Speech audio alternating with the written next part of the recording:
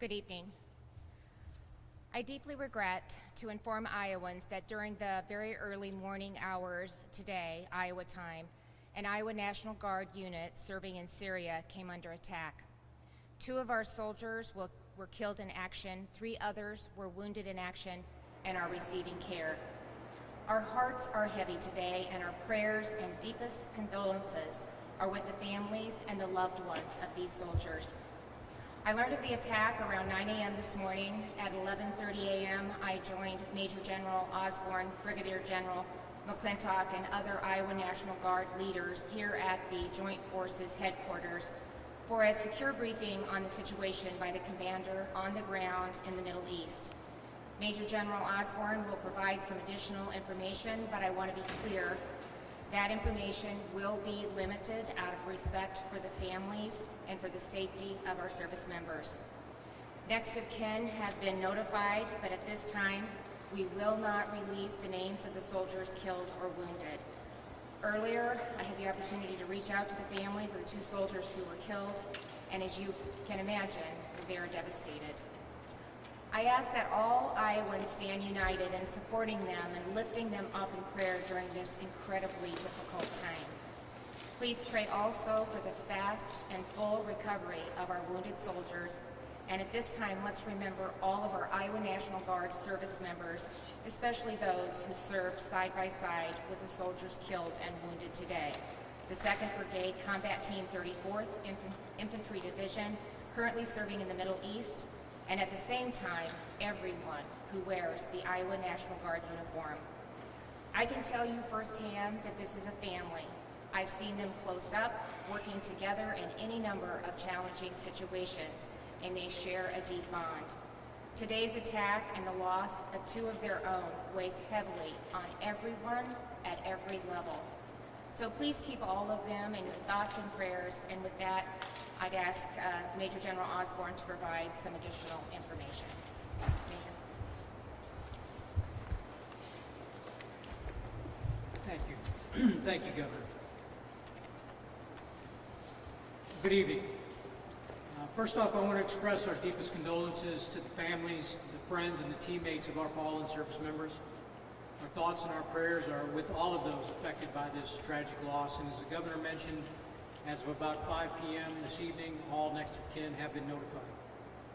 On December 13th, 2 Iowa National Guard soldiers and 1 U.S. civilian were killed, and 3 additional Iowa National Guard soldiers were injured as a result of an ambush conducted by what we believe to be a lone ISIS gunman in Syria. The attacker was then engaged by U.S. and partner Syrian forces and was killed. At the time of the attack, U.S. personnel were conducting a key leader engagement. Their mission was in support of ongoing counter-ISIS and counter-terrorism efforts in the region, and this incident remains under investigation. Our forces in Syria operate as part of Combined Joint Task Force Operation Inherent Resolve, which was established by the U.S. Central Command in 2014 to assist, advise, and enable partner forces to fight ISIS. While ISIS's conventional military capability was significantly depleted following its territorial defeat in 2019, its fighters remain dispersed across the region and continue to pose a threat. Our soldiers were doing their job, serving with courage, dedication, and professionalism. They carried out their mission to the best of their ability, and we are proud of their incredible service and sacrifice. And we will continue to stand strong as a team, united in the purpose and resolve of their mission. At this time, our foremost priority is our people, our fallen service members' families and loved ones, our injured service members and their families, and our fellow teammates. And again, as the Governor mentioned, we will be able to release additional information tomorrow once 24 hours pass after we've completed notification of the next of kin. And I'll turn it back over to the Governor. Thank you. With that, we'd open it up for questions. Are you able to sort of categorize the severity of the injuries of those who were injured? One injury was superficial. That individual has been evacuated back to base and is being treated. The other 2 injuries were significant. Those 2 individuals are in a hospital in Amman, Jordan, at the Jordanian Air Base. They are stable, in critical condition, but both stable, and both have made progress throughout the day. That's about all I can say on that. Governor, I don't think that most people realize that we have Guards people in Syria right now. Do we know how many Iowa Guardsmen are there? I'm going to defer to the general on the question. Out of the roughly 1,900 soldiers that we deployed to the Middle East back in June, we've got about 250 that are actually in Jordan, or excuse me, in Syria right now. 200 to 250. Is there anything you can say about the civilian? Is the civilian working with your people? The civilian was a contractor, a linguist, contracted linguist that was working with our people, yes, but not from Iowa.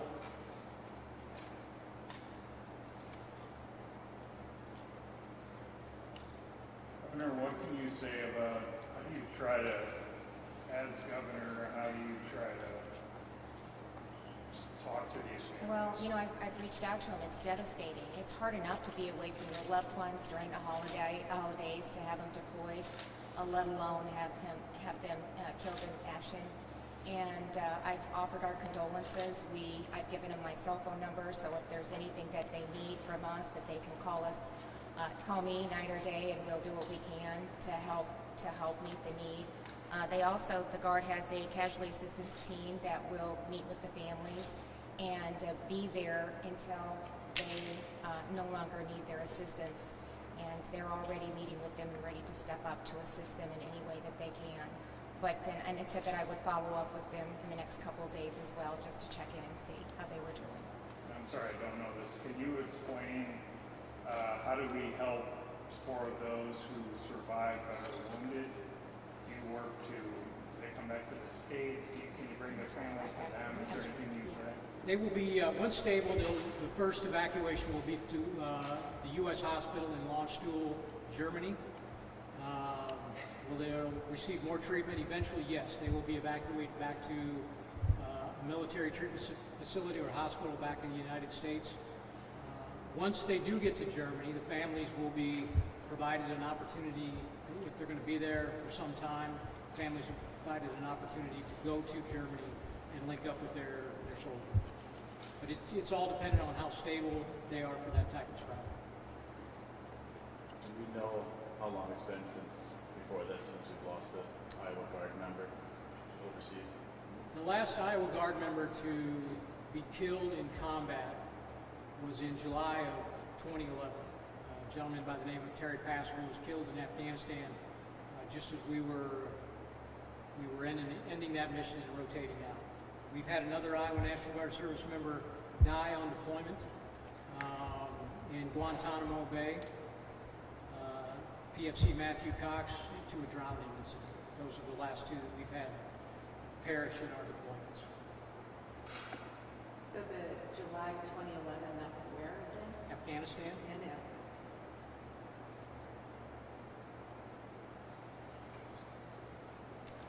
Well, again, I would just ask that Iowans keep these families and their loved ones in their thoughts and prayers during this really difficult time. So thank you for being here with us this evening. Thank you.